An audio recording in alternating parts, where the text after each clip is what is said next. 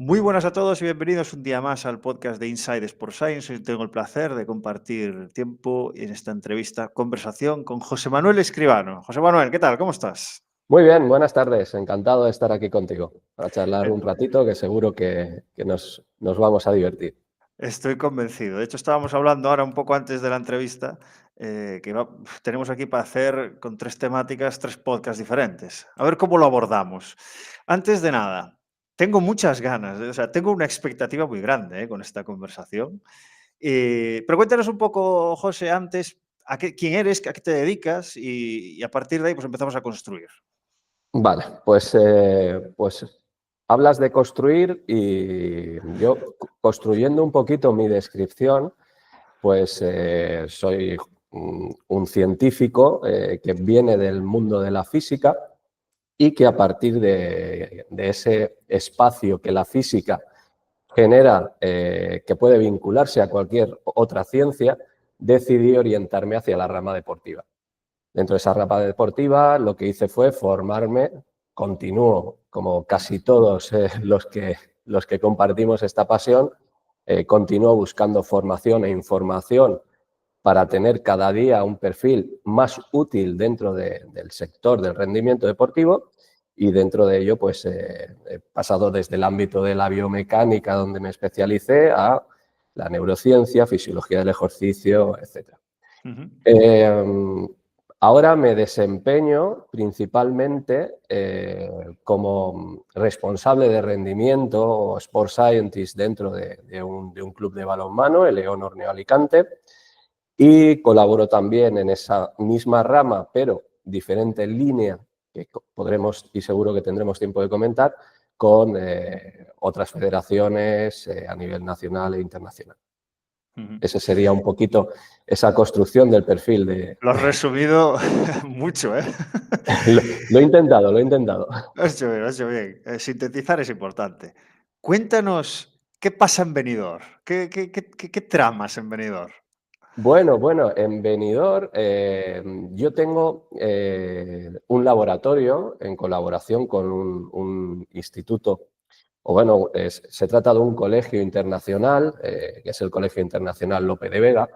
Este colegio tiene un área de más de 18.000 metros cuadrados dedicados al deporte.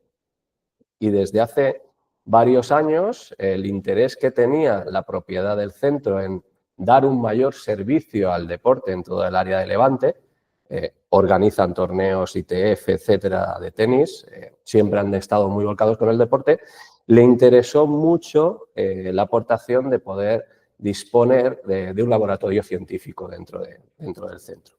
Entonces creamos allí un laboratorio de biomecánica. Yo había tenido diferentes laboratorios ya colaborando en otros centros, mayoritariamente clínicas, para dar soporte a nivel de readaptación, etcétera, pero no en el ámbito de la investigación pura y dura para poder aportar valor al deportista.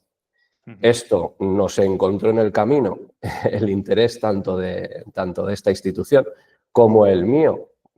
Principalmente, y de un punto egoísta, es complicadísimo disponer de 18.000 metros cuadrados para que tú puedas desarrollar cualquier tipo de actividad, piscina, campos de tenis, tierra batida, pista de atletismo, pabellón, y allí ubicar, además de un gimnasio, ubicar un laboratorio de biomecánica y tenerlo a Disneyland, disposición. básicamente, Disneyland. Disneyland para mí, y entonces a partir de ahí, pues tormenta de ideas en cuanto a qué proyectos desarrollar desde allí que no sean simplemente el dar un servicio de evaluación, valoración, sino el también poder desde allí eh, afrontar otro tipo de proyectos que iremos comentando, como por ejemplo pues el poder preparar una aplicación en la que estamos trabajando para tratar de llevar la captación del movimiento de forma remota y su estudio a una aplicación y un sinfín de cosas más que se nos van ocurriendo cuando nos sentamos con gente inquieta como somos nosotros. Me gustaría, creo que me he precipitado, me gustaría, antes que me contases ¿cómo ha sido esa transición desde estudiar física a irte al ámbito deportivo? ¿O es que el deporte estaba antes de la física? ¿Sabes? ¿Cómo ha sido eso, ese proceso? Vale, el deporte ha estado en mi vida siempre, Vale, desde pequeñito. vale. Bueno, futbolista frustrado, como muchos. Intentamos triunfar en él, pero no se dio, no estaba entre nuestras capacidades, pero sí disfrutamos mucho y de una carrera larga. Estuve hasta los 32, 33 años jugando, disfrutando mucho de ese deporte. Y sobre todo en mi época más temprana a nivel deportivo, practicábamos todo. Era una época, los 80, finales 80, primeros de los 90, era cuando tenía yo esa época álgida de práctica deportiva por disponibilidad de tiempo, Ujú. en la cual si había que hacer básquet, se hacía básquet, si había que salir en bicicleta, se salía en bicicleta e intentaba siempre hacerlo de la mejor manera posible para tu propio disfrute. Esto paralelamente iba desarrollando en mí una inquietud o curiosidad, yo le llamo siempre curiosidad, por conocer todo lo que acontece para tanto a nivel interno como externo en la práctica del deporte. No me quedaba solo en practicarlo, sino que me gustaba estudiarlo y me gustaba informarme sobre ello y, y paralelamente fui aumentando mi curiosidad conforme iba avanzando en mi época educativa.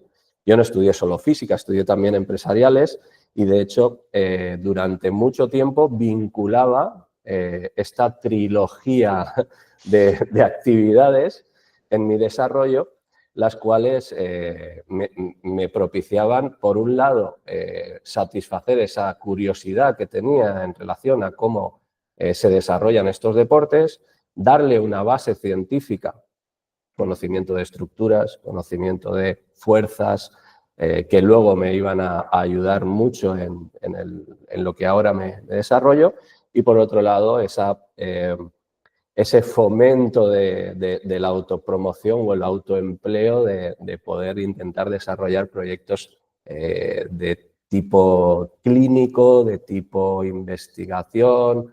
En ese camino, ahora tengo 49 años, pues he logrado pasar tiempo dedicado a cada una de esas actividades que al final son lo que te acaban definiendo. Las experiencias que has ido acumulando son las que hoy en día me han llevado a que esté ahora mismo comentándolas contigo. Ujú. ¿Y hay algún proyecto del que te sientas particularmente más satisfecho, orgulloso?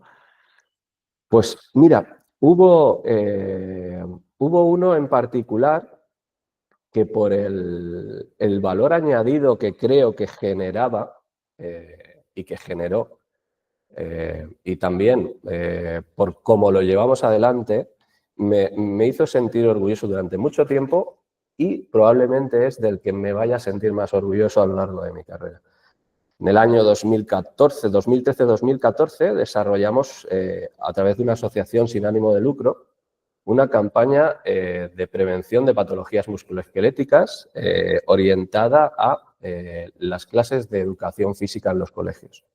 Nuestro objetivo era llegar al mayor número de alumnos en los colegios, instrumentarlo en las clases de educación física, a los cuales lo que hacíamos era, mientras que a los niños y niñas de estos centros les estábamos haciendo una valoración biomecánica rápida, express, para intentar detectar pues, valgos de rodilla, escoliosis, etcétera, las cosas más habituales, dar formación también a los profesores de educación física para que durante esa misma clase de educación física fueran capaces de identificar, bueno, pues esta niña cuando está corriendo está realizando este valgo excesivo Ujú. de rodilla, podemos proponerle esta tarea, esta tarea, esta tarea.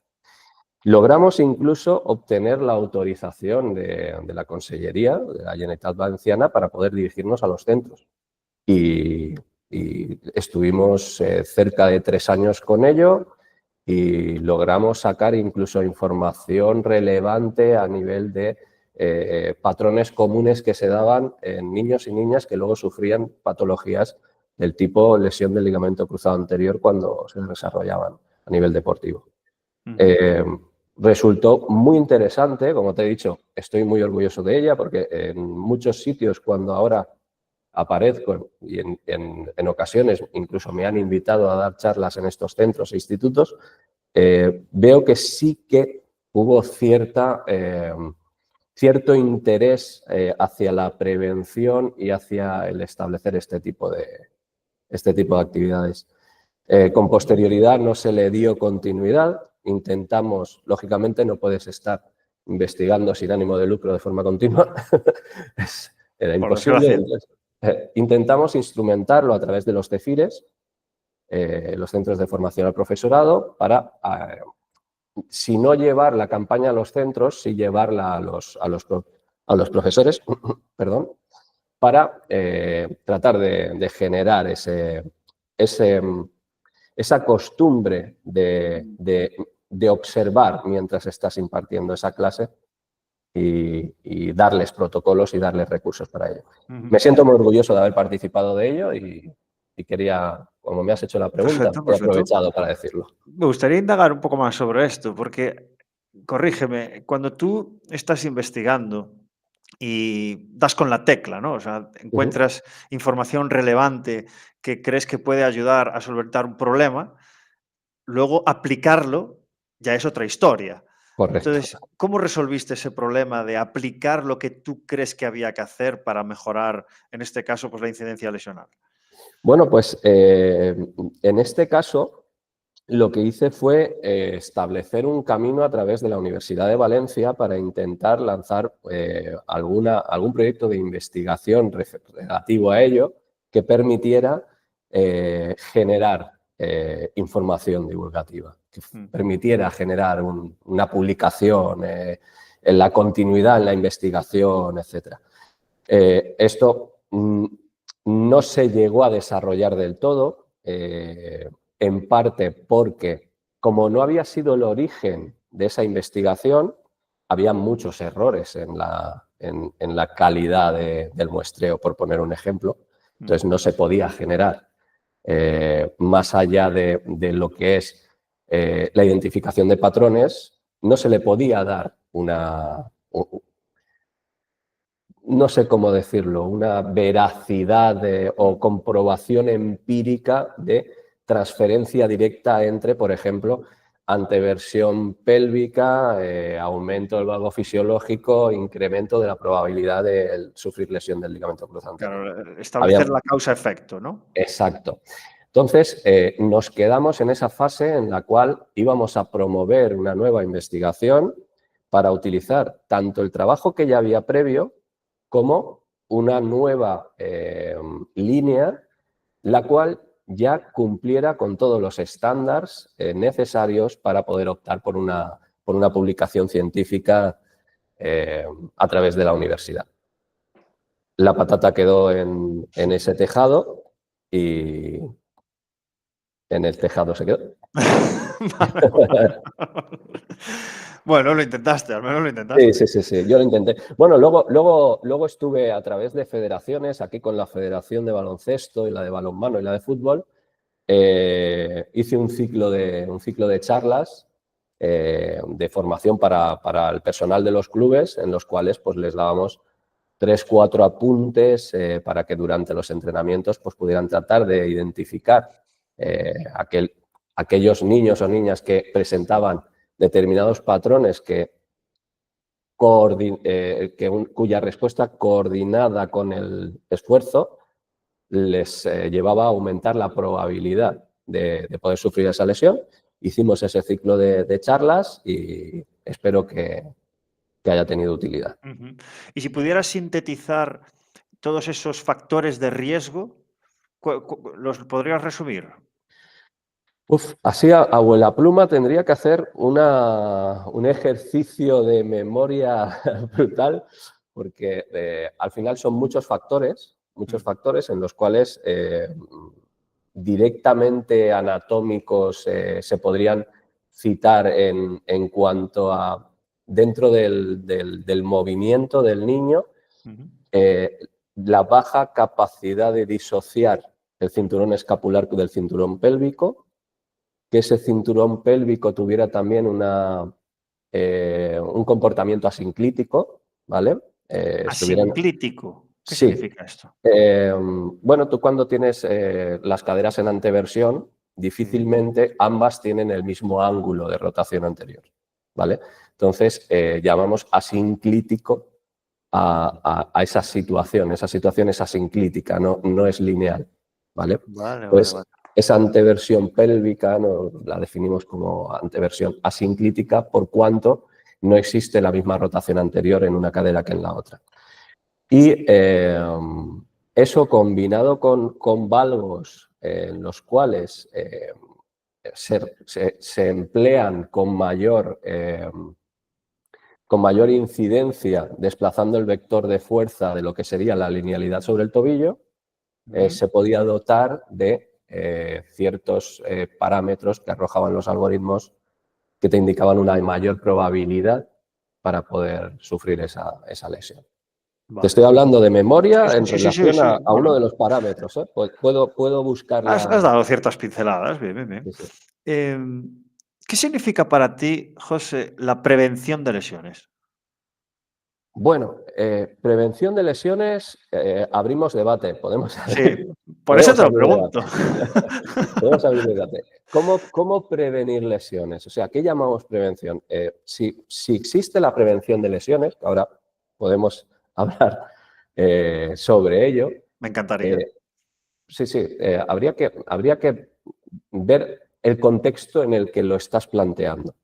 Por ejemplo, si vamos al contexto de yo tengo un grupo de trabajo o equipo el cual realiza una determinada actividad y dentro de esa actividad tengo determinados individuos que son propensos a sufrir esguinces de tobillo, por poner un ejemplo, todo lo que yo proponga de trabajo al prepa o pongamos en marcha nosotros para que la incidencia de esos esguinces de tobillo a los que estos jugadores son más propensos sea menor, Mm, ¿lo podríamos llamar prevención de lesiones o podríamos decir que estábamos hablando de la disminución del riesgo lesional? mm.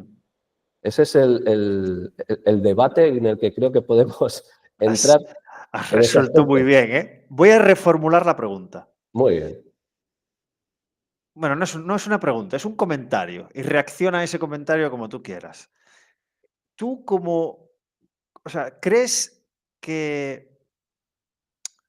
dame 5 segundos, dame 5 segundos. Los tienes. Tú cuando estás jugando en un partido, baloncesto, fútbol, todo lo que ocurre son datos. Correcto. Sí, sí. Datos, eh, datos que preceden a la acción, y es tu historia y tu experiencia, datos a los que reaccionas, observas, predices, tomas decisiones, y los futuros, que tú puedes anticipar un pase porque crees que va a pasar a ese. De hecho, en baloncesto se dice así, pase al futuro. Ujú. Entonces, realmente es un cúmulo de datos. Si tú tuvieses como persona física todos los datos disponibles en tu cabeza, serías capaz de no lesionarte nunca. Esa es la pregunta. Buah, El problema es que no es una sabemos todos los reflexión. Sí, datos, sí. no conocemos todos los datos, ni eres capaz de procesar todos los datos. Pero tú crees que es solamente una cuestión de datos. No es una cuestión de datos. El dato al final es necesario por cuanto, como tú dices, te explica de dónde vienes para ver ese pase al futuro. ¿Vale? Te está dando una explicación. Pero esos datos tienen que incorporar también el contexto. Y dentro de ese contexto hay un rival. Y dentro de ese contexto hay unas circunstancias derivadas del juego y otras que están derivadas, por ejemplo, de tu estado en ese momento. Si tú, por ejemplo, antes de ese partido en el que estamos jugando simuladamente ahora, tienes todos esos datos de tu conocimiento, pero has descansado mal, Mm, obviamente, solo los datos que sean similares a que tú hayas descansado mal entrarían dentro de esa ecuación para tratar de predecir ese futuro. Pero siguen siendo datos. Tú Correcto, puedes sí, sí, medir cuán mal has descansado, puedes ver los niveles hormonales. Lo que pasa es que el jugador correcto. no los sabe, no los Ujú. conoce, no Sí, los sí. puede procesar. Ujú. Pero quería saber eso, si tú tienes esa visión matemática de que el problema que tenemos es que no podemos saber todos los datos, de Claro, que claro. alguien te eche una bronca, el entrenador te está echando una bronca al extremo y le estás, entre comillas, perjudicando, porque le estás provocando pues, un aumento del cortisol por la hormona de estrés, ¿sabes?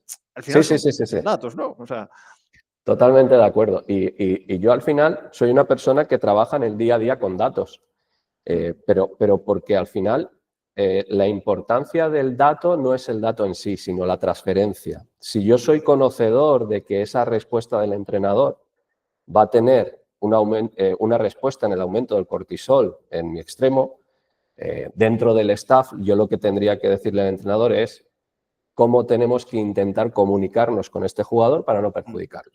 Al ujú, final se torna complejo, pero el mundo de los datos es este. Puedes tener 200.000, encontrar uno útil y transferible es el arte de- del trabajo con datos. Mi Eh, opinión, es opinión. sí, sí, sí, sí, total. Me parece muy interesante esto. Vámonos a la persona que nos escucha, que normalmente siempre es alguien joven, alguien que está solo en ese área de rendimiento, o directamente no hay área de nada porque estás tú solo. Eh, ¿Qué le recomendarías a la hora de, oye, coge estos datos, límpialos, normalízalos e intenta que sea algo que te pueda ayudar a tomar decisiones? Es un mundo a la que la gente pues, le da vértigo a veces entrar. ¿Qué le recomendarías? Mira, yo he tenido, por suerte, y digo por suerte, la posibilidad de disponer de recursos y de no disponer Ya. ni de un solo recurso. He Ujú, vivido ambas situaciones. En ambas se puede desarrollar perfectamente. Lo que tienes es que tener claro el modelo que tú quieres utilizar. Si tú tienes vale. un modelo en donde tienes todos los recursos, lo que tienes es que evaluar, o mejor dicho, preguntarte qué es lo que quieres conocer. ¿Cuál es mi modelo? Mi modelo de trabajo, ¿cuál es? El de conocer volúmenes de carga para intentar monitorizar esa carga al corto, medio y largo plazo para desarrollar a mi deportista. Pues si mi volumen es ese, no necesito un sistema de captación del movimiento. Por poner un ejemplo, necesitaré un sistema de tracking si tengo recursos. Si no tengo el sistema de tracking, pues al final adaptarme a lo que tenga en mi mano, percepción del esfuerzo, en este caso, claro, al final la percepción del esfuerzo es algo tan subjetivo que implica también una de las cosas que sería la primera recomendación que le haría yo a ese oyente que me presentas, que sería la de escuchar mucho, hablar con el deportista, conocer al deportista, conocer cuáles son sus objetivos dentro de lo que es su actividad. Ya no a nivel colectivo, que eso muy probablemente lo sabes desde el momento en que te contratan. Nosotros estamos trabajando para ascender o estamos trabajando para mantenernos, para desarrollar base o para... Lo acabas Sí. sabiendo, pero el propio deportista te va a dar mucha información. Te va a dar la información de cuáles son sus objetivos, de dónde viene, a dónde va o a dónde quiere ir. Y nosotros tenemos que encontrar cómo ayudarlo a ello. Sin escucharle, sin conocerlo, es complicadísimo. Tengas todos los recursos o no tengas ninguno. Mm. Ese ¿Y qué sería el consejo opinas? principal. Has abierto un melón, un melonazo ahí entre medias, que voy a ir como si fuese un tigre aquí. Adelante. Em, RPE, escalas de esfuerzo percibido. Ujú, Y pongo otro ejemplo también, el establecimiento del esfuerzo, no, de la complejidad de las tareas en una base numérica del 1 al 5. ¿Qué, ujú, qué opinas tú de esto? De valorar el esfuerzo o valorar la carga en una escala de 1 a 10. El 6 que te dice uno es el mismo que te dice el otro, cuando ujú. esto no es así. ¿Qué opinas de todas estas escalas para intentar no controlar la carga, sino monitorizarla de alguna manera. Vale. Yo, por ejemplo, lo uso en diferentes contextos. Por ejemplo, no le, a mí me interesa conocer la percepción del esfuerzo del deportista. Me interesa conocerla. Pero primero me interesa conocer al deportista. Yo, por ejemplo, un deportista con el que acabo de empezar o llega a la pretemporada y han venido 5 jugadores nuevos, yo no sé si su 6 es el mismo 6 que al jugador que ya conozco del año pasado. Entonces tengo que conocer a ese deportista para saber su 6 qué es lo que me está diciendo. Entonces yo lo utilizo en contextos de temporada avanzada o final de temporada, en la cual yo ya por un lado tengo a nivel ciencia, con lo que haya podido monitorizar, un conocimiento de ese deportista, pero lo hago partícipe después de esta información que a mí me interesa también, que es la percepción suya del esfuerzo. Siempre desde la importancia relativa que da un aspecto tan subjetivo como es la percepción del esfuerzo. Pero ni la desecho ni la tengo como dogma.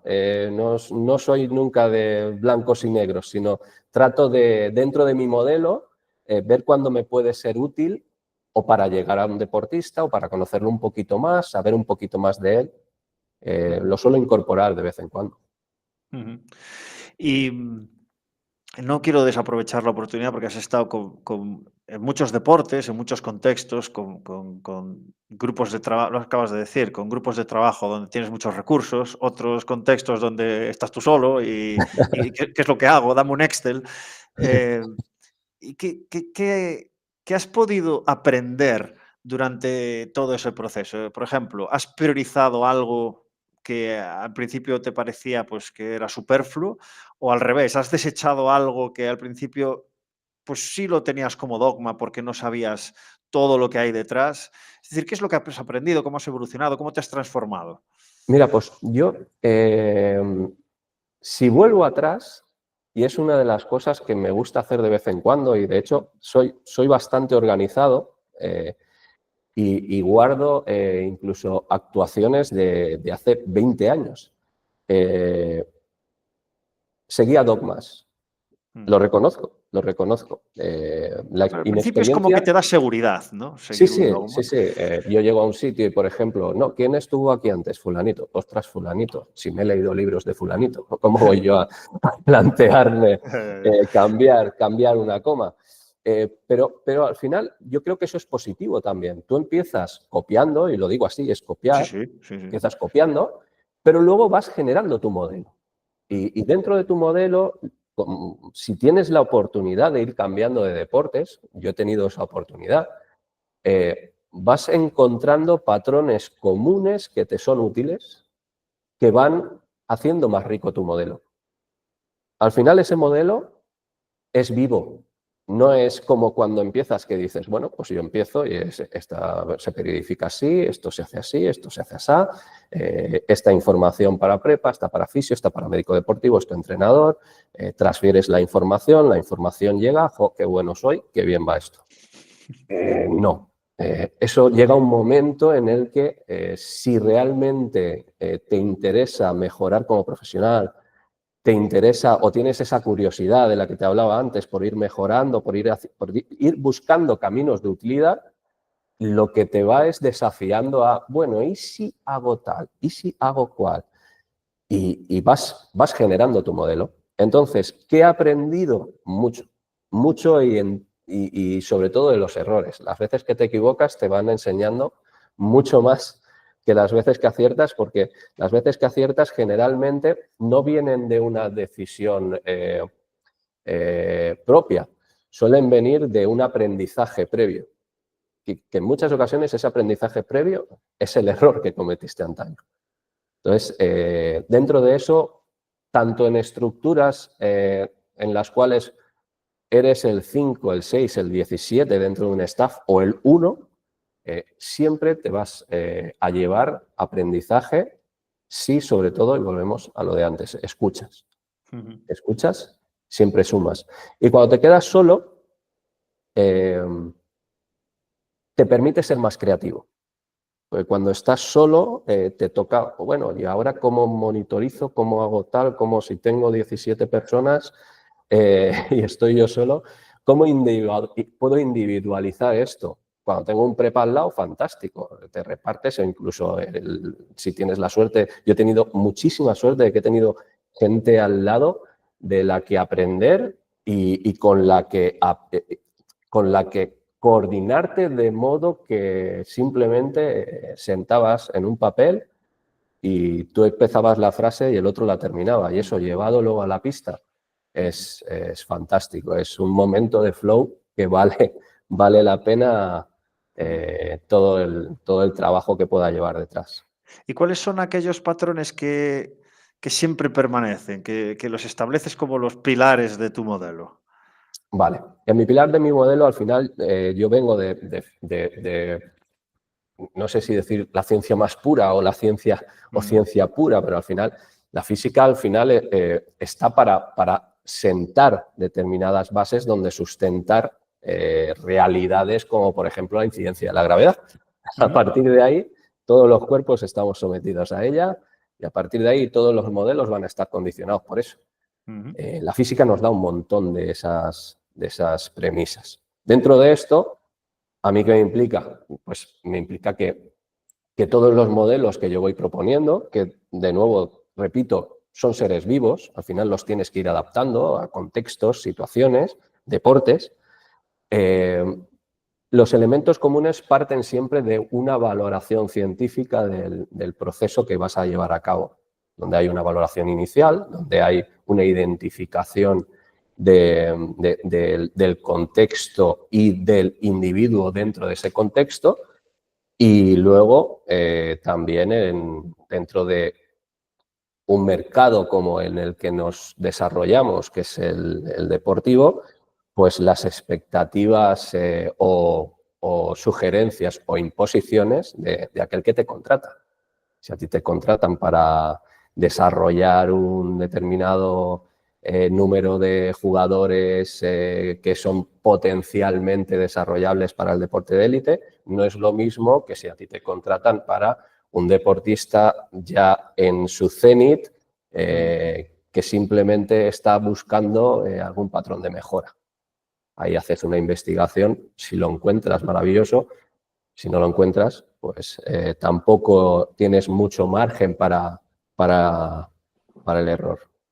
O sea, tienes ese gen, digamos, de tu etapa como físico en la que tienes un problema y hay que buscarle una solución, ¿no? Exacto. O sea, esta es la Ese es el inicio de esencia. todo. Es el inicio de todo. Preguntarse, cuestionarse, ¿cuál es la pregunta? Sí. ¿Cuál es la pregunta? Yo quiero que fulanito salte más. Vale, eso es una pregunta muy concreta. Bueno, es un deseo. Yo quiero que fulanito salte más. Entonces yo me Sí. tengo que hacer la pregunta y empiezo por preguntarme, ¿qué puedo hacer para que fulanito salte más? Pues lo primero es conocer a fulanito.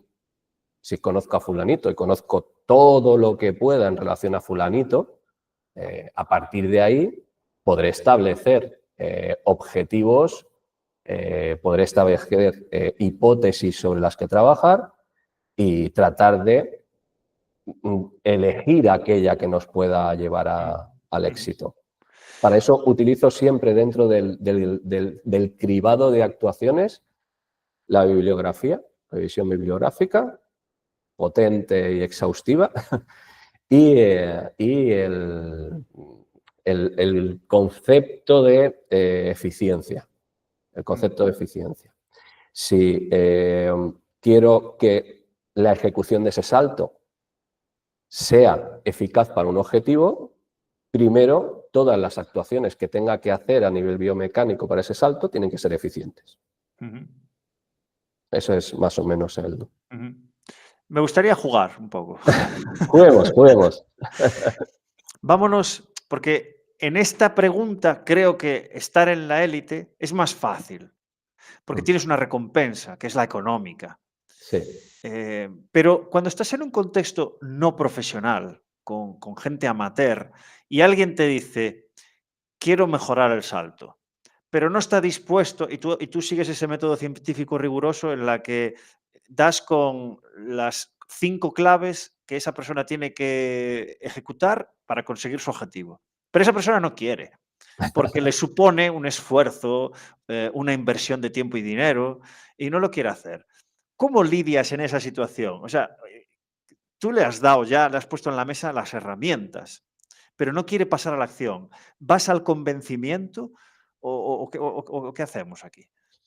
Bueno, yo he Porque es un tenido... problema a Sí, sí, resolver. no, es un problema además porque yo he tenido esa situación, la he tenido Mm, muchas veces, bueno, pues de acuerdo, estas son las soluciones que yo puedo poner encima de tu mesa, tú no las quieres adoptar, bien por inmediatez, no, yo es que quiero saltar ya mañana y me han sí, dicho que he visto un tutorial y es sí, mucho más rápido que todo lo que me estás proponiendo, pues nada, dices sí. enhorabuena y ve al tutorial.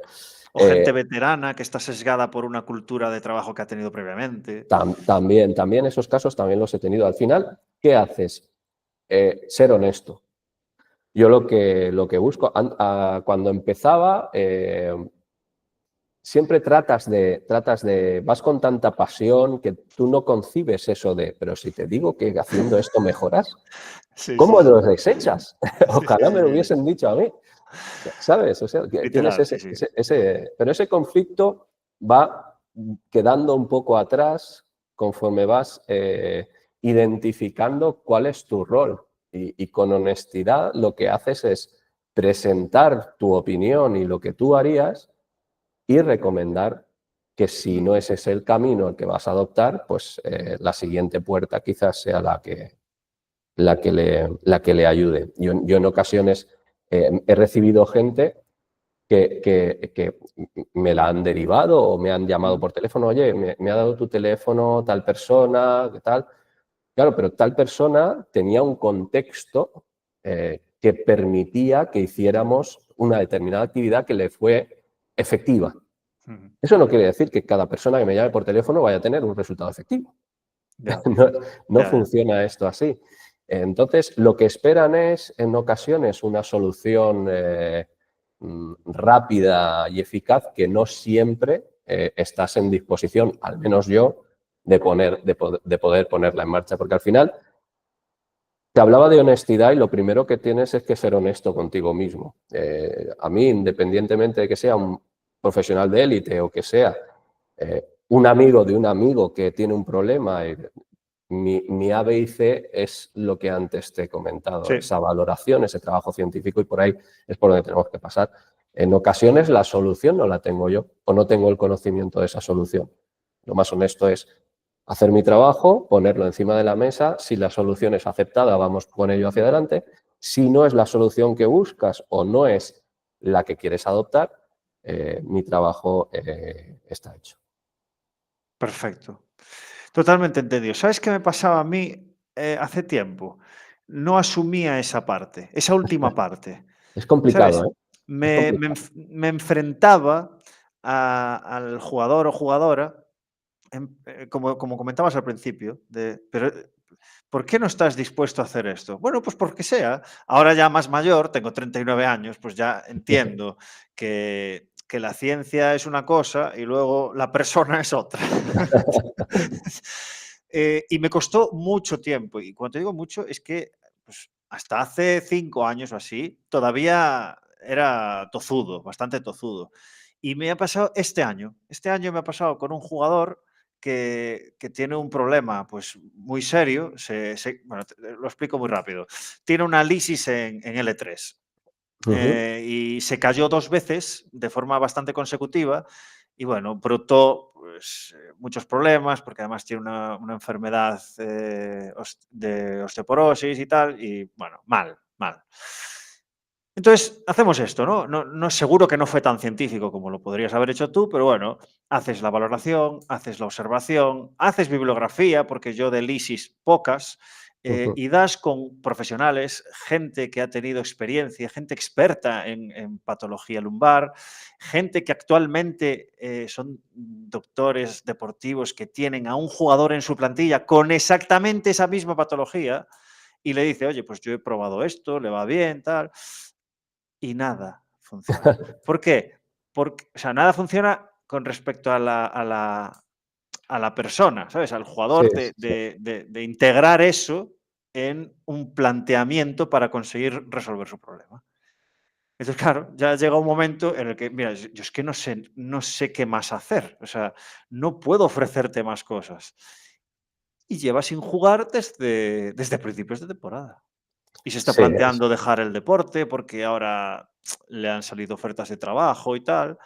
Y a mí, o sea, a mí me sigue costando, ¿eh? Porque estamos hablando, y ya sé que hay muchos casos de gente pues, que deja el baloncesto por las lesiones y tal, pero es mi primer caso. Y cuando ves que el ejercicio físico y que hay casos, que hay bibliografía de que ha funcionado y no quiere adoptar estas medidas, hostia, te entristece, tío. sí, te entristece porque además lo que hablábamos antes, en la persona, solo entra la persona, es una decisión suya. Mm, Yo soy pesado, yo soy pesado. O sea, yo en ese aspecto soy de insistir, de intentar hacerlo ver, de intentar eh, siempre desde el plano optimista seducir al deportista. Eh, Desde hace bastantes años también he optado por aceptar eh, ese rechazo porque al final es un rechazo a la propuesta que estás realizando, aceptarlo, pero a cambio de que haya una propuesta alternativa. Ese es mi punto de inflexión, en el cual, sí, tú como deportista no quieres recorrer este camino por mm, las razones que sean, pero ten otra alternativa. Si tienes otra alternativa, yo me pongo a tu lado y la recorro contigo, mm, sin ningún tipo de problema. Si quieres que la recorra contigo, si no quieres, pues no hay ningún tipo de problema. Pero sí que eh, esa situación, sobre todo además en ese punto en el cual un jugador está en que si deja su carrera, si ya va hacia mm, otro lado, etcétera, por un lado te pones a pensar en, bueno, es que quizás estoy influyendo en algo de su futuro que no me incumbe, ¿vale? Pero por el otro está en que, vale, es que si yo estoy aquí para intentar hacer esta labor contigo, lo honesto es intentar hacer esta labor contigo, mm. no dejarte de lado o no dejar de intentarlo. Entonces es muy complicado, es complejo y te entiendo perfectamente y entiendo la frustración. Yo también la he vivido y, es dura, es dura. Es muy dura. Podría seguir hablando de esto, pero es que hay sobre todo dos temas tremendos que es que ya veo que no nos va a dar tiempo a hablar. Bueno, Cuéntanos, volvemos a Benidorm, ¿vale? Que vamos a Benidorm, ver. en Benidorm se está bien. Sí, sí, sí, sí. En el laboratorio biomecánico, estáis creando una aplicación para, decías, democratizar un poco el acceso bueno, a hacer valoraciones biomecánicas. ¿Podrías explicarnos un poco el proyecto y en qué consiste? Vale, mira, desde hace 4 años, no, 5 años ya, yo Uy, estoy en proyecto contacto. COVID.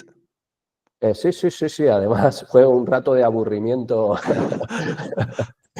durante la pandemia. Bueno, al final tú me entenderás perfectamente. Ese tiempo, si dispones de un ordenador, estás encerrado, al final lo que haces es bichear y bichear artículos, bichear, en mi caso, artículos sobre tecnología, etc. Y encontré un trabajo de la Universidad de Alberta eh, en el cual habían avanzado en el sistema de captación del movimiento sin marcadores hasta resultados similares al gol estándar. ¿Vale? Me interesó mucho porque al final, cuando estás trabajando en valoración y en el ámbito de la biomecánica, sobre todo, un caballo de batalla que he tenido yo durante todo el tiempo ha sido el cómo poder ser cero intervencionista. Ya. Porque al final, cuando estás colocando cualquier cosa, un IMU, o estás provocando cualquier situación dentro de una sala a un individuo, ya estás condicionando la respuesta que vas a tener. Eso ya no es un dato real. Tienes que trabajar de forma referencial más que con el dato real. Entonces empecé y yo le echo cara a veces a esto y les escribí. Les escribí y les comenté porque me parecía muy interesante, que si me podían mandar información de cómo habían llegado a ello, etcétera. Y al final acabé trabajando un poquito con ellos en el desarrollo de esta aplicación a modo de tester. Yo lo utilizaba, lo veía, veía dónde encontraba algún tipo de cosa que no me solucionaba problemas, lo ponía en contexto con ellos y ellos pues, trataban de seguir dándole esa formación. Ese desarrollo de sistema de captación del movimiento sin marcadores se hizo realidad, sacaron su aplicación. Sobre esa aplicación hay ya un sinfín de tecnología desarrollada y a mí me permitió trabajar de forma remota para hacer valoraciones, en primer lugar con algunos clubes que ellos mismos prospeccionaban para dar desarrollo y generar volumen de la base de datos que luego permitía hacer esto. Y en mi campo, como además estaba muy interesado en todo esto relacionado con la inteligencia artificial, porque esa captación lo que hace es, en primer lugar, captar el movimiento y luego recrear todas las probabilidades del movimiento en un espacio vectorial. Esto es lo que luego te permite trazar y tratar de obtener valores lógicos. Todo eso yo lo llevé a mi trabajo de campo en Benidorm, en el laboratorio. Analizábamos tenistas, corredores, ciclistas, en sala de gimnasio, trabajo en pista directamente y permitía tener datos referenciales sin tener que intervenir sobre el deportista. Por tanto, a mí ya me valía. A mí de entrada eso ya me valía. ¿Qué sucede? Que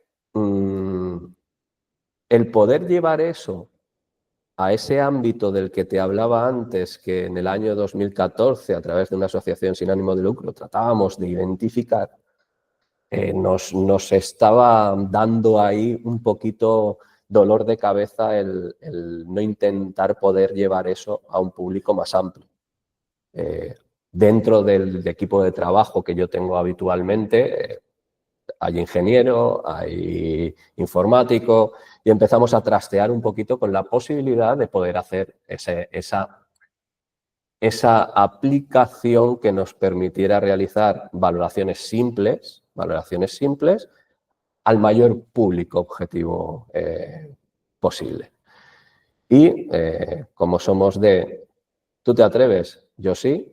Pues tiramos para adelante con ello y estamos desarrollando esa aplicación que espero que en breve podamos darle esa utilidad para democratizar ese acceso a poder realizar una valoración sin tener que desplazarte al laboratorio, siempre teniendo en cuenta que las limitaciones que en cuanto a la información nos va a dar el tener tan solo la información que nos dé ese sistema de captación, más en lo que trataremos de trabajar muy bien es en la anamnesis para conocer el individuo.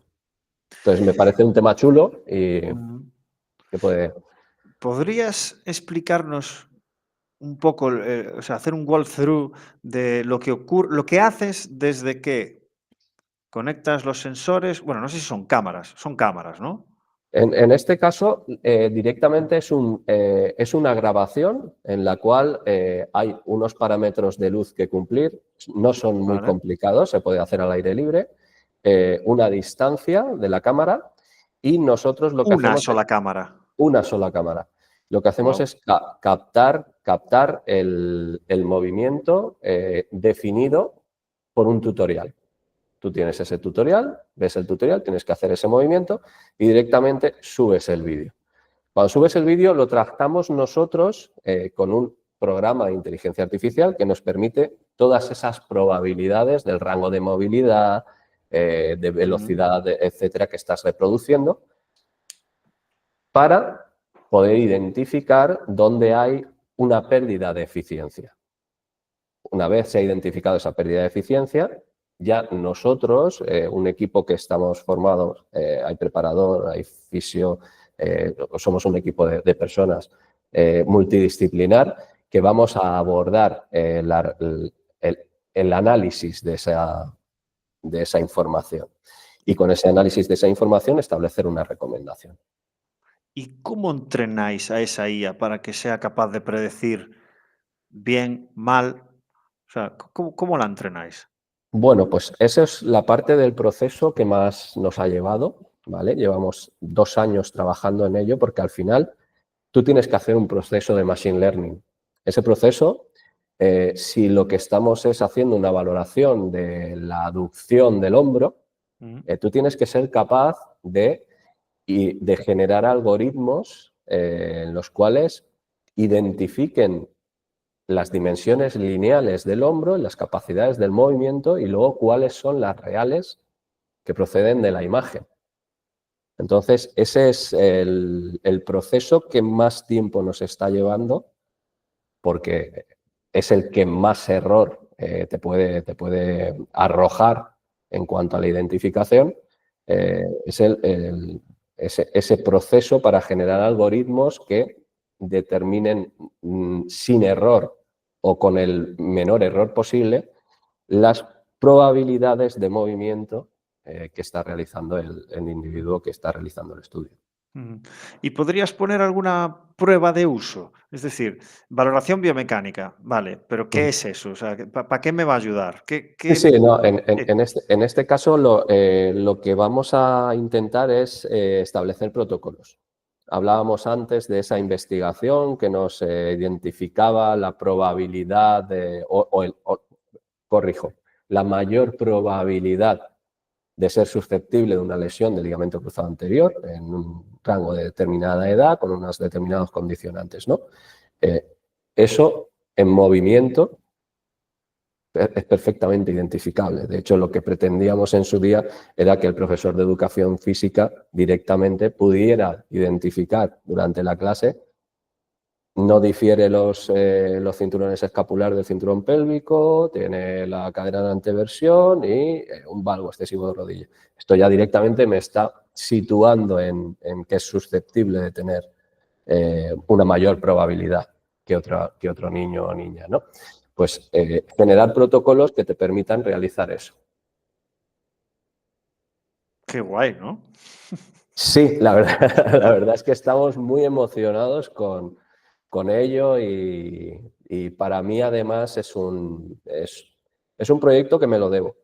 Creo que me lo debo y quiero sacarlo adelante y estoy peleando porque así sea. Es que esto de la IA avanza muy rápido, ¿eh? Sí, sí. Avanza muy rápido. Yo creo que siempre, corrígeme, que siempre va a ser necesaria una persona que interprete lo que te está diciendo la IA. Pero te digo una cosa, estoy convencido de que la IA va a hacer mejores programaciones que una persona, pero seguro. Nos va a permitir ser más eficaces en cómo realizar esos programas. Comentabas que siempre va a ser necesario, por supuesto. Mm. Yo te estaba diciendo antes que nosotros somos un equipo multidisciplinar, donde hay médico deportivo, donde hay fisioterapeuta, hay prepas, hay científico, o sea, somos un equipo que además lo que queremos es que la IA lo que nos permita es la identificación rápida, pero Mm. no la propuesta. La prescripción, en el caso de haberla, la vamos a hacer nosotros. No vamos a dejar ese ámbito, porque hoy por hoy pensamos que la herramienta que estamos intentando crear tiene que ser una herramienta que dinamice eh, lo que sería un screening del movimiento de la persona. Pero la toma de decisión, al menos nosotros, pensamos que debe de ser humana y profesional.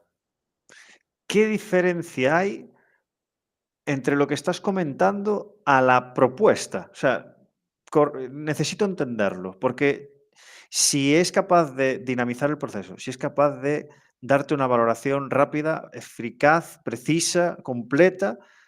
¿Por qué no también de la propuesta?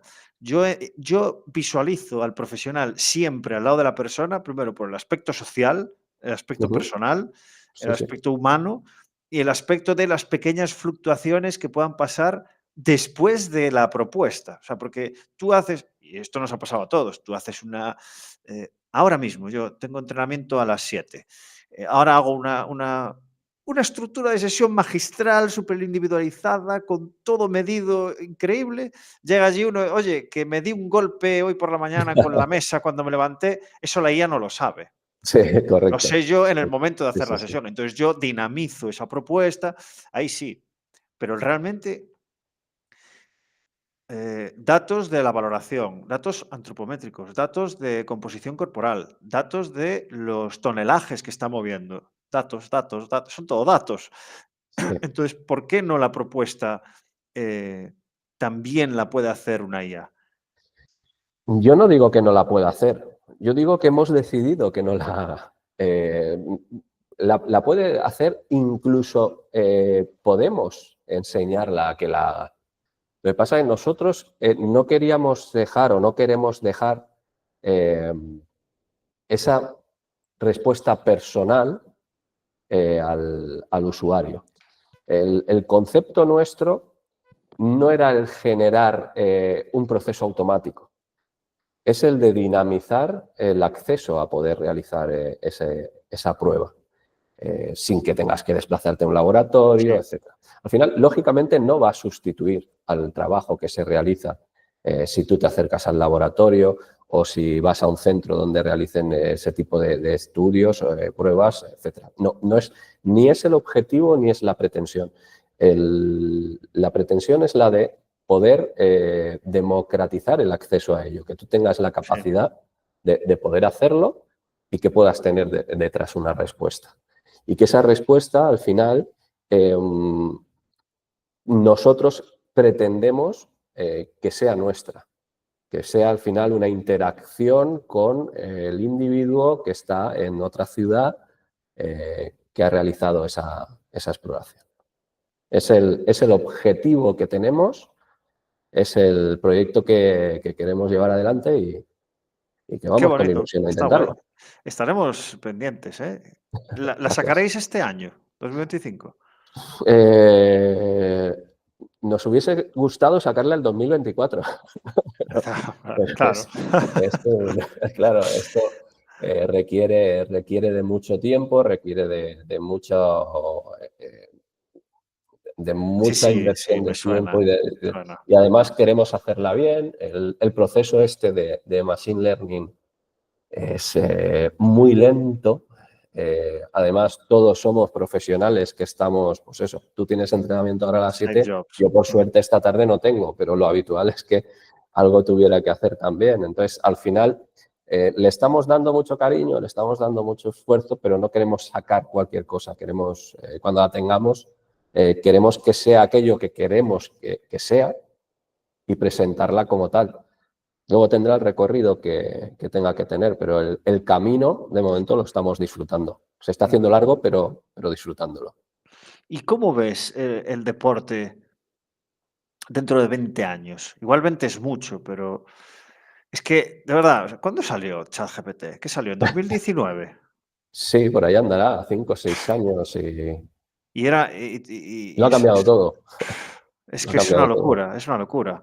Sí, sí. En apenas 5 años de cómo ha avanzado todo esto. Yo ahora Ujú. estoy probando una IA generativa de imagen y Ajá. es que es de locos, es de locos, tío. No sé. ¿Dónde ves el deporte con la implementación de la IA dentro de 20 años? Yo, como en la actualidad, hay deportes que llevan un desarrollo a nivel de información, a nivel de datos, desde hace 30 años que manejan un sinfín de datos y otros que todavía están con el lápiz y el papel, Sí, sí, sí. hablando rápido y mal. Entonces, yo entiendo que habrá un acceso más ecuánime a la información, y quizás ecuánime no es la palabra adecuada, pero más igualitario a la información independientemente del nivel o el éxito de un deporte u otro. Voy a tratar de explicarlo mejor. Tú tienes, por ejemplo, la NBA. El baloncesto en NBA tiene todos los recursos, todo lo que se implementa es el sitio de testeo prioritario prácticamente para cualquier tecnología que te permita obtener datos relativos al deporte. Pero hoy por hoy eso va vinculado a los recursos. La NBA tiene un sinfín de recursos, otros deportes no los tienen. ¿Qué hará la inteligencia artificial o qué creo que es lo que va a hacer la inteligencia artificial en este ámbito? Pues yo creo que eso lo igualará. Igualará porque el deporte que no tiene acceso a todos esos datos encontrará un modelo para poder tener acceso a esos datos sin la necesidad de aplicar tantas tecnologías. Lo hará la inteligencia artificial en su... Por ejemplo, con los propios vídeos de los partidos. Correcto. ¿No? El análisis, el corte de vídeo, tú ya puedes cortar vídeo a través de inteligencia artificial. Puedes generar un algoritmo que te identifique dónde hay un lanzamiento, que lo corte, te lo clasifique y eso ya se puede hacer. Antes, nos vamos a 5 años, no hace tanto, necesitabas la figura del analista, un programa, un sinfín de cámaras repartidas por los pabellones para poder realizar todo ese trabajo. Vaya época, qué suerte que la época en la que estamos viviendo. Sí. A mí, desde luego, me motiva. Me Sí. motiva. Vamos a cosas así un poco más, no sé, raras y diferentes. Aprovecho porque lo comentaste, Sí. que cometiste muchos errores. ¿Podrías compartir alguno? ¿Algún Bueno, error cometido y su lección aprendida? pues uno muy importante es, creo que lo medio relataba.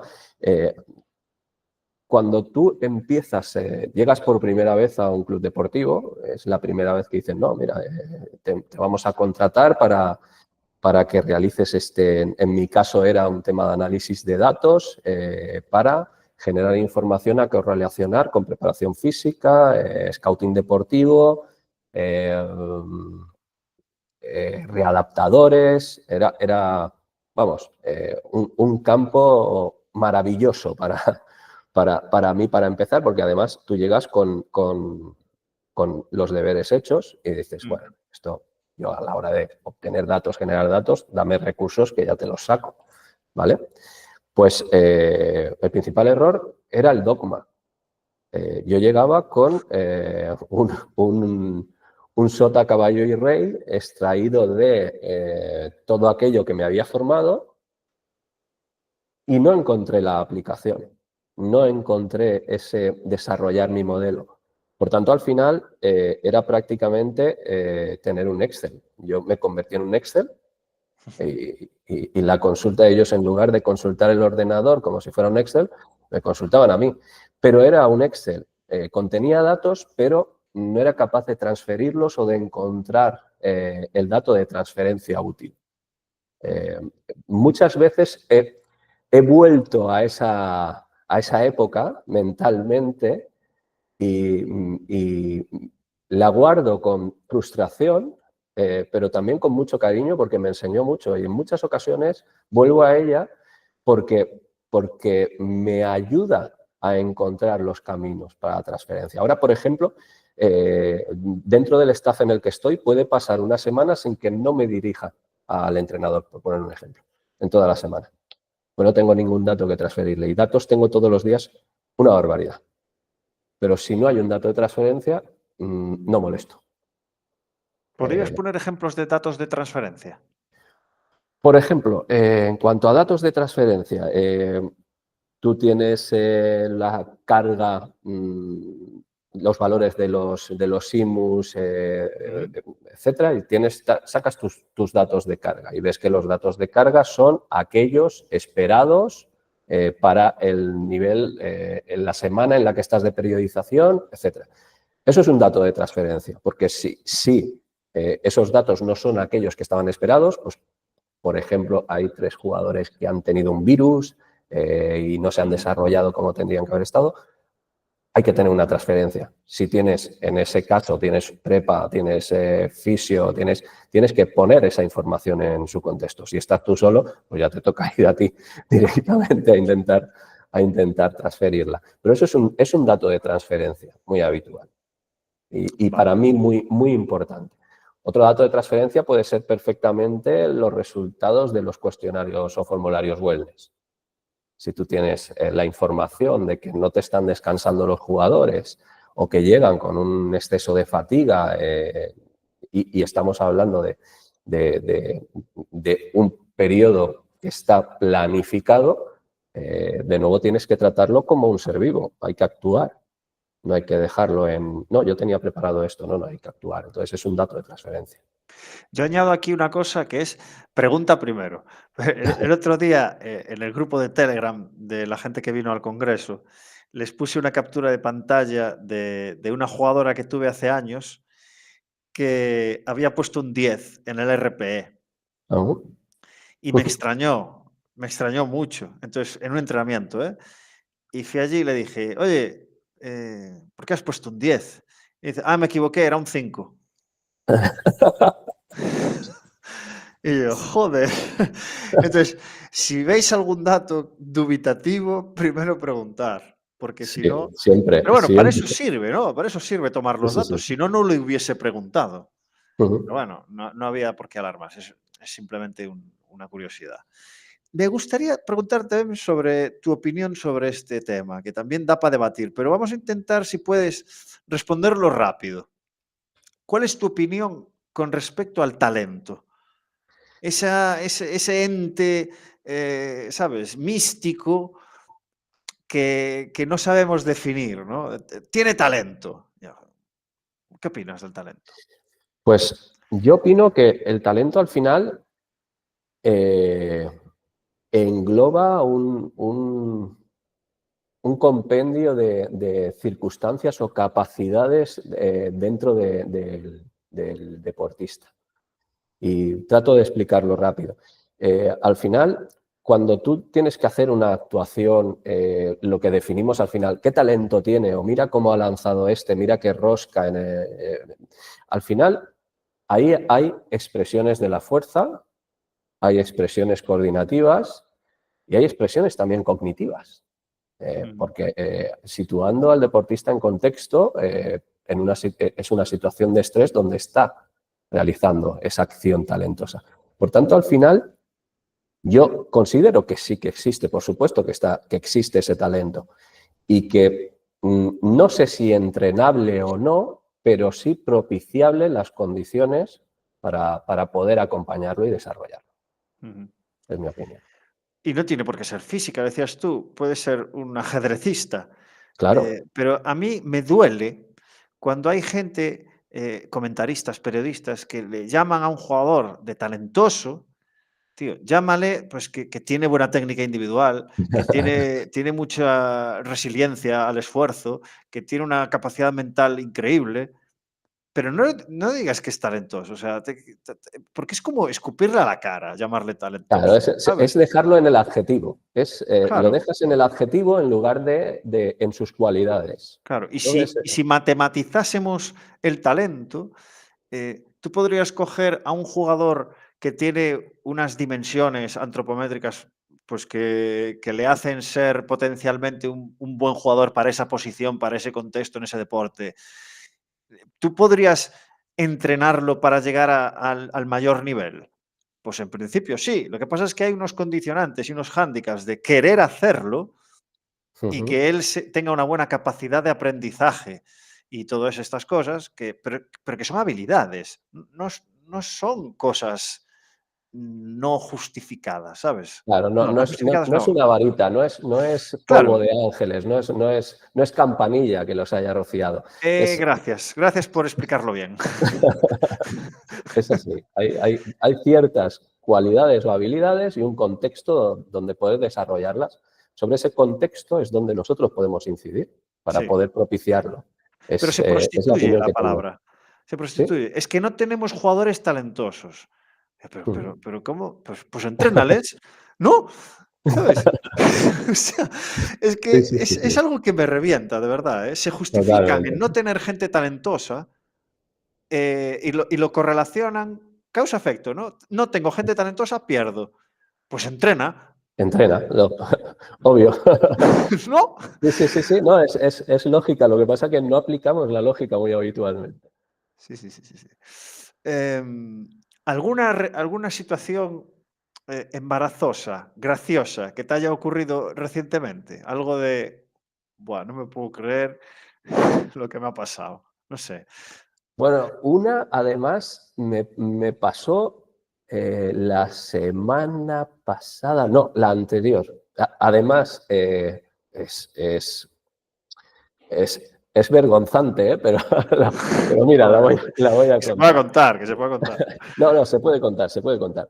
Me pidieron dar una charla en un instituto, ¿vale? Ahora es la época en la cual los que van a cambiar de ciclo pues tienen que ir viendo hacia dónde van a mover, etcétera. Y me llamó una amiga mía que es profesora de instituto para que a sus alumnos de bachiller pues les comentara un poquito pues el recorrido que yo había seguido, etcétera. Esta amiga mía estudió física también y a ella le parecía interesante que vieran sus alumnos que, pues, que a través de la física también se puede llegar a trabajar en el deporte y durante tiempo y disfrutando. Muy bien, yo llegué al instituto, ella me dijo que ella no iba a poder estar, pero bien. Llego al instituto, me recibe una persona, esa persona que me recibe empieza a acompañarme y me acompaña a un aula.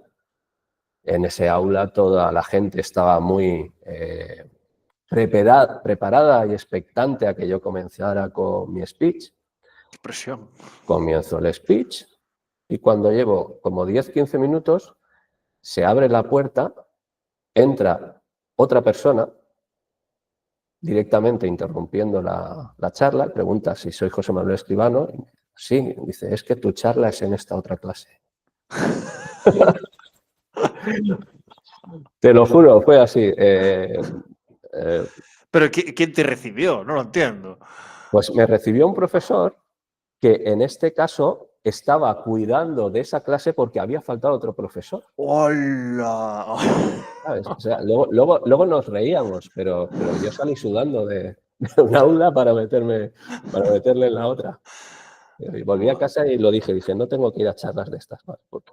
Este es el problema de nuestro sistema educativo y la rueda del hámster, de que la gente ya está en el colegio inconsciente y Sí, ya ni se cuestiona lo que se está haciendo. sí, sí, sí. Pero bueno, no entremos ahí porque, uf, Además, en este caso, como se trataba simplemente de comentar experiencia, que no iba a mostrar nada ni nada, sí, no tenía ni... Claro, si hubiese tenido que preparar una proyección o algo, sí. me habría dado cuenta o me habrían dicho, no, no, es que aquí no es. Nada, yo me acompañó Claro, claro, claro. simplemente, él pensaba que era el que iba a estar allí y empecé a soltar, pero que llevaba 10 minutos de chapa. Oye, ole los alumnos que ninguno, que ninguno había interrumpido. Pero sí, sí, pasé bastante vergüenza porque obviamente en el momento en el que dijeron que no era esa clase, ahí sí que dieron rienda suelta a los alumnos Qué bueno. a su... La charla iba sobre cómo se puede aplicar la física y llegar a la élite. ¿Por qué los equipos de élite necesitan personas de tu perfil? Bueno, Lo digo porque hay veces que la gente se sorprende. Este equipo ha contratado un astrofísico. ¿Un astrofísico? ¿Pero para qué? Pues que lo expliques un poco esto. bueno, antes te comentaba que a la hora de aplicar la ciencia, mm, po- pocas facetas se me ocurren que no vengan determinadas por algún principio de la física. Mm. Entonces, de entrada, luego la orientación curricular o el recorrido curricular que he ido yo generando me ha orientado hacia esa parte más propia del deporte y del rendimiento. Pero en el caso, por ejemplo, que comentas de como un astrofísico tal, al final es porque es el manejo de información, el manejo del dato. A la hora de manejar datos, la limpieza de la obtención o la limpieza del tratamiento directamente el mundo del físico, del astrofísico, incluso del matemático, genera procesos de más limpieza, nos da esa capacidad o conocimiento, más que capacidad, de cómo intentar llegar a certezas o aproximaciones desde un punto de vista más eficaz o eficiente para la respuesta. Entonces, en ese aspecto yo lo concibo desde ahí. En mi plano personal, por ejemplo, a la hora de que elaboras algoritmos para estudiar qué adaptación va a ser más efectiva si empleamos para este determinado deportista esta batería de ejercicios o esta otra, lo que permite es hacer un estudio de probabilidades que te ayuden a tomar esa decisión o a transferirla para que su preparador o su entrenador la tenga en cuenta. Esto llevado ya al ámbito de la élite, pues te permite estudiar incluso la huella de movimientos que te comentaba previa a la charla, la huella de movimientos que puede dejar un sistema complejo, como puede ser una defensa. Un sistema defensivo al final es un sistema en movimiento, es un suceso que se puede estudiar como un suceso y por tanto se puede cuantificar y su repetitividad te puede dar incluso una huella motora de un sistema que se pueda estudiar y contra el que se pueda competir. Todo esto entiendo que nosotros desde este ámbito lo tenemos más fácil de poder proyectar, de poder presentar y realizar. Yo creo que en gran medida va por ahí. Ya no la necesidad, pues yo no lo entiendo como necesidad, entiendo la utilidad de contar con este tipo de perfiles. Entre otras cosas, porque has dicho muchos ejemplos, es como si yo abro tu Excel, entiéndase, entiéndase, Sí. tu base de datos y Ujú. veo números, pero tú ves patrones, ¿no? Exacto. Es Es eso, esto, ¿no? Esta es la exacto. Se diferencia. trata de eso. Ujú. Yo, por ejemplo, ahora, uno de los últimos casos en donde he utilizado la ciencia pura y dura, el algoritmo, ha sido para estudiar en la competición en la que estamos nosotros de balonmano, estudiar los patrones que se han repetido en todos aquellos equipos que han conseguido el éxito en los últimos 3 años, para luego identificar cuán cerca o lejos estamos nosotros de esos patrones. Por poner un ejemplo, ese es un estudio propio que puede mostrar esa utilidad. Te lo voy a debatir por mi gen de entrevistador. Muy bien. Mira, la semana pasada se jugó, perdona que me lo lleve al básquet, pero es donde Sin más problema. conozco. Me encanta el básquet. Eh, Baloncesto femenino. Yo Ujú, estuve 9 años, creo, en baloncesto femenino y estuve la mayoría de ellos en Ferrol, que es de donde soy yo. ujú. El Universitario de Ferrol, que está en la primera división, en la posición número 7 o por ahí, se ha metido en la final de la Eurocup y la Ujú. jugó la semana pasada perdiendo de 2. Sí, sí, Ahora sí. tienen que jugar el segundo partido, de 3, perdón. Tienen que jugar el segundo partido en Francia. Y ahí se decidirá quién es el campeón de la Eurocup. Sí, sí, Si sí, tú sí. ves el presupuesto de los últimos 8 equipos de la Eurocup, Ferrol no es solo el peor, sino que de largo. Hay Sí, sí. equipos ex Euroliga. ¿Y por qué ha llegado a la final? Entre otras cosas, porque evidentemente no es un solo factor, ni 4, pero es porque juega extremadamente diferente a los demás. Y tiene varias premisas. Una de ellas, lo conozco muy bien porque estuve casi 7 años con ese entrenador, Sí, sí. Lino López, que desde aquí un saludo porque es un puto crack. Por ejemplo, todas las jugadoras tienen prohibido estar debajo de la línea de tiro libre. Solo Ujú. pueden pasar por allí mientras hacen algún corte o alguna situación especial. Eso es raro. El pivot está siempre en la zona central, en la frontal. Muy Ujú. pocas veces está por la zona. Entonces, claro, tiene patrones de movimiento extremadamente diferentes a lo que se ve. Y ese es uno de los motivos por los que es tan difícil de defender. Repito, entre otras cosas. Entonces, ¿cuál es el problema de buscar los últimos modelos que han ganado en esas competiciones? Que, que tú lo que vas a hacer, intento, es copiar esos modelos, cuando en realidad lo que les ha llevado al éxito a esas personas es ser extremadamente diferentes a los campeones, ¿sabes? Sí, Quería sí, posicionarme un poco en la otra cara de la moneda para debatir, sí, ¿sabes? pero te voy a Venga, me contestar a ello. encanta, me Te encanta. voy a contestar a ello. Cuando yo te hablaba de patrones, no me refería a los patrones del juego. Me refería a patrones que se habían repetido comunes a los equipos que habían conseguido éxito en esa temporada. Son patrones, te voy a dar un ejemplo, como Sí. por ejemplo tener una superioridad de más 2 goles entre el minuto 17 y el 21 en cada partido. Ah, vale, vale. Yo estaba en el Eran modelo de juego solo. Claro, sí, sí, Vale. sí, sí. Entonces, son patrones que alguno es totalmente sin transferencia. Por poner un ejemplo, cuando lo explico en ocasiones eh, hace gracia, pero es así. Si uno de esos patrones es tener jugando en el lateral a un rubio, no vas a fichar a un rubio. Pero ha dado la casualidad de que ese patrón se ha repetido. Por Hostia. tanto, tú al final ese patrón lo identificas, pero no es un patrón que tenga una transferencia.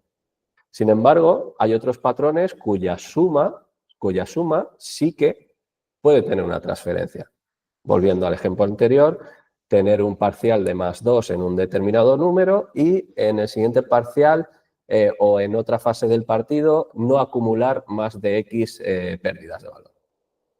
Ese elemento que ha sido común a esos equipos que han conseguido el resultado, a mí me gusta seguirlos para identificar cuántos equipos de mi competición están teniendo esas características también comunes. Ujú. Esta es la Es, aplicación que estáis desarrollando, ¿no? sí, sí, sí, estamos desarrollando también, esta es otra aplicación diferente en la cual lo que queremos es desarrollar información común a toda competición que genere ese tipo de huellas, identificando también esa relación al scouting del deportista, al scouting de jugadores. De manera que podamos tener prácticamente los datos de un videojuego, Ujú. pero en el Sí, sí. ámbito de la competición real. Y ahí encontraremos valores que luego no sean transferibles. Ese lateral rubio del que te estaba hablando, pues obviamente sería un dato que Qué pese a bueno. que pudiera estar o ser común al éxito, dudo que tuviera mucha transferencia a la hora del scouting deportivo. Qué bueno. Se nos está yendo de madre. Tengo que acabar. Te voy a hacer dos últimas preguntas. Una es para mí. Desde mi egoísmo, es para mí. Eh, Hace como cuestión de 2 años o así, me planteé seriamente estudiar física. Ajá. Y luego, pues, estuve revisando el diseño curricular para ver si algo de lo que había ahí me sonaba, y la mayoría de cosas me sonaban de veces que, pues, por YouTube, cacharreando: "Oye, me interesa este vídeo de Santaolalla o este vídeo de no sé quién". Y, hombre, pues, me parece muy curioso, he investigado, he hablado con ChatGPT de qué relación tiene este principio físico con baloncesto, y llegas a algunas conclusiones curiosas, curiosas, sin más. Y y me despertó esa curiosidad de: "Hostia, me interesa estudiar física". Llamé a una de las universidades de aquí y me dijeron que tardaría unos 8 años. Le expliqué mi contexto: "Tú tardarías 8 años en acabarlo, más o menos". Luego, hablando con más profesionales, me dijeron: "Alex, ¿para qué coño vas a estudiar física si un físico te va a dar 1000 vueltas? Tú no vas a ser físico. Tú puedes estudiar física, pero no vas a hacer como lo que hablábamos de interpretar patrones y tal, porque tú no vas a estar delante de un ordenador. Tú quieres estar con". Ya, sí. Y esa es mi pregunta, José. ¿Crees que debería estudiar física? Buena pregunta. Es una buena pregunta porque entra dentro de lo que es las expectativas personales que tú busques detrás de ese Claro, porque no quiero es para estudiar, quiero estudiar emplearme. física. Esto es muy Claro, importante. la, No la quiero ser física. profesor, no quiero ser físico, quiero estudiar física. Pues en ese aspecto volvemos a la transferencia. Es una palabra que ha Sí, estado sí, sí. muy presente dentro de toda esta charla, que es la transferencia del conocimiento o de la información. Tú tienes que hacerte la pregunta de qué transferencia le puedes dar a tus objetivos el conocimiento de la física. Porque con esa pregunta, muy probablemente te vas a responder qué parte de la física te pueda interesar. Y a partir de ahí, a nivel de divulgación, a nivel de papers, a nivel de bibliografía, etcétera, Mm. puedes encontrar un mundo que te pueda eh, generar esa transferencia o ese conocimiento que tú anhelas o que tú quieres incorporar sin tener que cursar toda O esos sea que 8 años que te comentaba, o ¿no? sea que oficialmente no me lo recomiendas. Oficialmente no, no te lo recomiendo. Porque a ver, la física al final hay que entenderla, va a sonar muy holístico, pero hay que entenderla prácticamente como la filosofía. Hay gente que la filosofía per se le genera rechazo. Mm. Sin embargo, encuentran un pensamiento filosófico que tiene una transferencia para ellos en un azucarillo y se enamoran de ese pensamiento, ¿vale? Con la física sucede lo mismo. Con la física, al final, lo importante de la física es entender los fenómenos. Entender si te interesa, por ejemplo, el funcionamiento del ojo, la refracción de la luz o cómo, o Esto es lo cómo que me interesa. o cómo esa refracción de la luz va a permitir que tú desarrolles a nivel motor, nivel cognitivo, una respuesta neuromuscular que active determinado proceso. Has dado Eso en el clavo. en el clavo, bibliografía Vale. ¿Y y, cómo te y- mantienes tú? Porque me imagino que como cualquier profesión, tú sales de, ya soy físico y no tienes ni pajolera idea, igual que un abogado, igual que alguien de derecho, igual que un médico.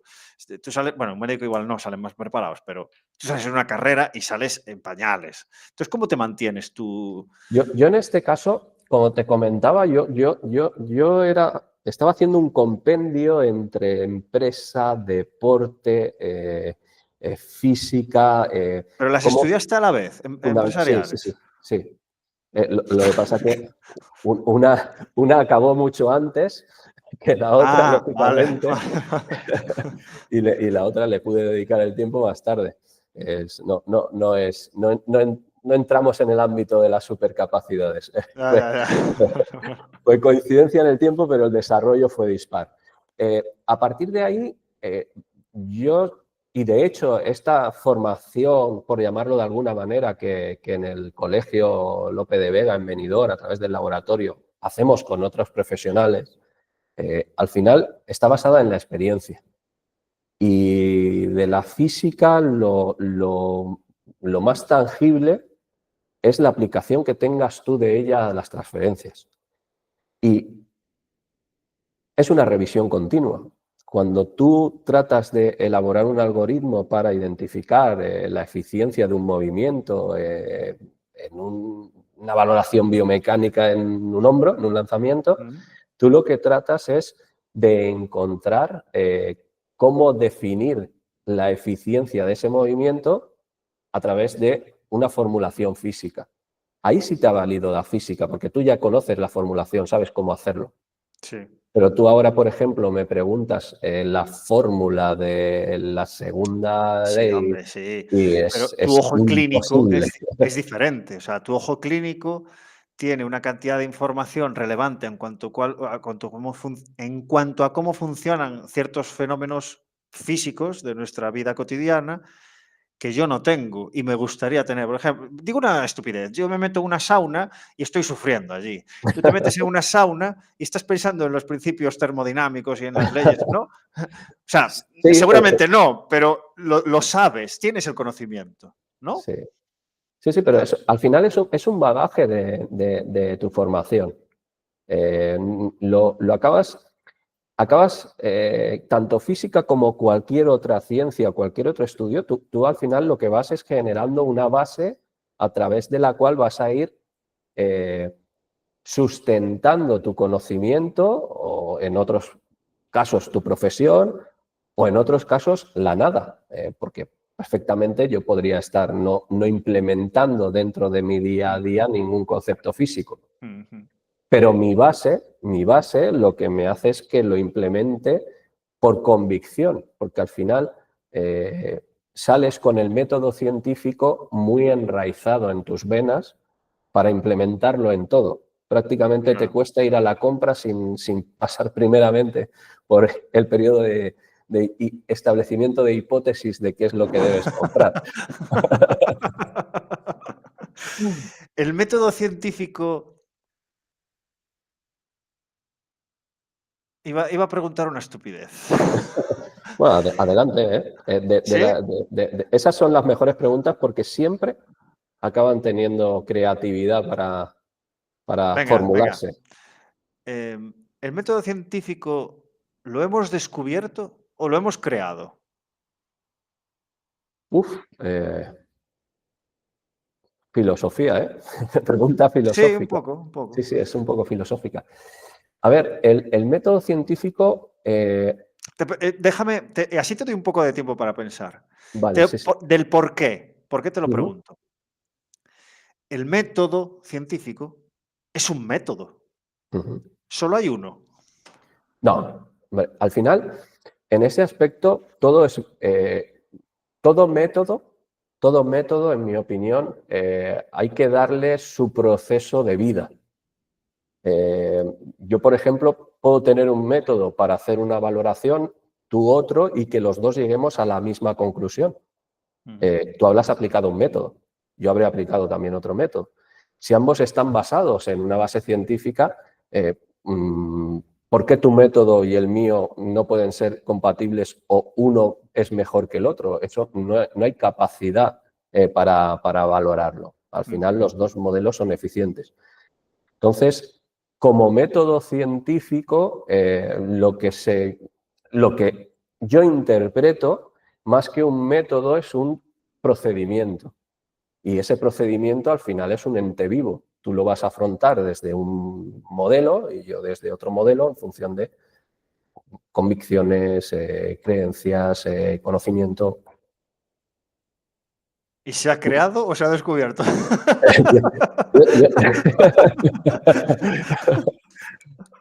No tengo respuesta a esa pregunta. No lo sabemos, pero ¿cuál es tu opinión? En mi opinión, yo creo que durante mucho tiempo en la historia se aceptaban los postulados. Cuando una persona hacía ciencia, directamente era el que tenía la razón. A que llegaba otro, la rebatía, demostraba que no tenía la razón y entonces era ese el que tenía la razón. Entonces, el método El científico... método de la convicción. Exacto. Entonces, yo creo que el método ha ido evolucionando conforme se ha ido demostrando que no era efectivo o eficaz. Por tanto, ha ido generando diferentes corrientes para establecer ese método. Esto te lo puedo Por tanto, debatir. ¿Cómo lo demuestras? O sea, por qué algo que esté demostrado es veraz? No tiene por qué. Además, lo dijiste tú en la conversación, me estoy poniendo muy de entrevistador ahora, ¿eh? sí, sí, sí. Lo dijiste en la entrevista, dijiste, cuando tú valoras a una persona y tomas un dato, cuando estás interviniendo en el jugador, ya estás modificando el dato, ya estás modificando la medición. Ujú. Entonces, si tú haces un estudio con el método científico riguroso y la persona que está siendo medida percibe que está siendo medida, ya estás influyendo en los datos. Entonces, ¿qué es veraz en esa argumentación que das de tu postulado, de tu conclusión de tu paper? Si está Claro, condicionado el objeto de estudio. claro, lo primero es que tendrás que dentro de ese contexto de estudio, tendrás que haber señalado que va a ser influenciado el método que vas a utilizar para la valoración constituye una interferencia en la performance libre del deportista, porque directamente vas a intervenir sobre él. Por tanto, dentro de ese método, tú ya estás provocando un contexto. Estás poniendo en contexto el resultado, ya estás avanzando que el resultado va a venir modificado por tu intervención en ese estudio. Que no quiere decir que el estudio no sea veraz, no sea útil, lo que quiere decir es que el resultado está intervenido. Por tanto, si tú lo estás haciendo dentro de una investigación referencial, yo voy a intervenir dentro de la valoración de este deportista y luego voy a hacer la misma intervención dentro de 3 meses tras realizar una preparación que le voy a recomendar o lo que sea. Si lo haces todo exactamente igual, tú tienes un valor referencial que es real dentro de un contexto de intervención. Es decir, que cualquier... Es decir, nada, o sea, yo estoy aquí filosofando contigo, Sí. pero sería interesante que cualquier estudio que estuviese intervenido se estudiase de una forma más observacional. Correcto. Para comprobar si los resultados tienen relación. Sí. Yo creo que ya hay bastantes, a nivel tecnológico, en el desarrollo de muchas aplicaciones, directamente a la hora de buscar la cercanía con el gol estándar de alguna tecnología, directamente lo que hacen es contrastar. Si tú, por ejemplo, has tenido una discrepancia del 8% en una intervención que hicimos hace 3 meses a ahora con un modelo intervencionista y la hacemos con un modelo no intervencionista, todo lo demás igual, ceteris paribus en la aplicación, y es un 8% también, ya se ha establecido la relación entre un sistema y el otro. Yo creo que eso sí, hoy en día sí que se hace ya. Vale. Tío, vamos a hacer 2 horas de... No, empezamos un poco más tarde, ¿no? Empezamos un poco más tarde. Y nos quedaba todavía la aplicación esta bestia que estás haciendo, el modelo de scouting deportivo. Que Bueno, no hemos nos... pasado un poquito por encima, pero... Sí, pero esto da para otro podcast. Bueno, y es que si nos ponemos, cuando empecemos a hablar de él, conociéndote, vas a empezar a verle utilidades, Sí. va a haber ahí un proceso importante. Yo te invitaré a que vuelvas porque me interesa mucho, me interesa mucho. Encantadísimo, encantadísimo. Vamos a dejarlo aquí, si te parece, José, porque no quiero atracarte más. Bueno, un Para mí ha placer. sido un placer tenerte aquí, José, me lo has puesto todo fácil y sencillo. Ha sido una conversación diferente, de esas de las que me gustan a mí. Y yo personalmente también tenía mucho interés por tu perfil, que ya habíamos hablado previamente de la entrevista sobre una cosa mía, pero me ha encantado, me lo he pasado genial, me ha pasado volando y no me quiero perder mi entreno, que entreno ahora a las 5:30 yo. Luego Sí. entreno a otros y si no mi novia, Dios mío, mi mujer me mata. Entonces, te agradezco muchísimo tu tiempo y te deseo lo mejor en lo profesional, pero sobre todo en lo personal y por favor, despide tú mismo el episodio. Pues Alex, ha sido un auténtico placer. Recojo el guante y estaré encantado de recibir esa nueva invitación tuya cuando lo creas conveniente. Como ves, me gusta charlar, me gusta comentar, sobre todo hacia estas pasiones que tenemos, y espero que lo hayan encontrado interesante también el público cuando pueda disfrutarla o sufrirla. No sabemos en qué. Disfrutarlo seguro. Y seguro que algunos directores, que nos escucha algún director deportivo también, empezará a fichar más rubios en los laterales de sus equipos. Sí. Bueno, muchísimas gracias, Alex. Ha sido un auténtico placer. El placer es mío. Cuídate mucho. Chao. Chao.